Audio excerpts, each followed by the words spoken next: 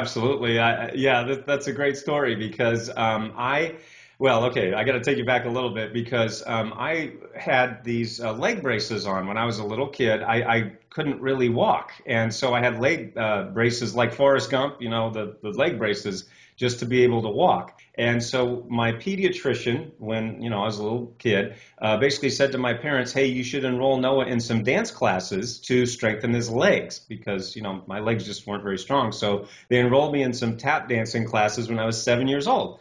And so I started tap dancing when I was seven, and I had a male teacher who had actually performed on Broadway. I mean, he was a great teacher, John Mealy, a great, great man. And so he, taught me, took me under his wing, and I really, really loved tap dancing because you could make a lot of noise and all the rhythm and stuff. It was just really, really fun. Well, so, and of course, any of you parents or grandparents who've ever been to dance recitals know that those can be really, really kind of long ordeals, to go to the annual dance recital. Well, my parents had to go through a lot of those.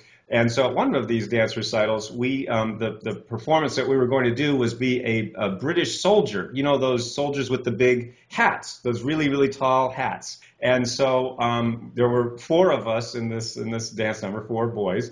And so we had these really tall hats. Now, as a kid, I wore these really, really thick glasses. I had 2800 vision. I had these Coke bottle glasses. So the hat was sitting on my glasses. Well, what I noticed during the rehearsals, I always had my glasses on, right? And so I wasn't thinking, but I noticed that the other boys would put newspaper in their hats. But I didn't because they were sitting on my hat was sitting on my glasses. I never even thought of it. It just didn't sink in, right? So on the night of the performance, I took my glasses off for the first time and I had my hat, right? So as we're on the stage, lights are on, hundreds of people in the audience, this big, big auditorium. So all of a sudden I'm dancing along doing my routine and all of a sudden I see this kind of get darker and darker and darker and I'm seeing this sort of blackness go in front of my face. I'm going, this is weird. And I'm going, oh, that's my hat.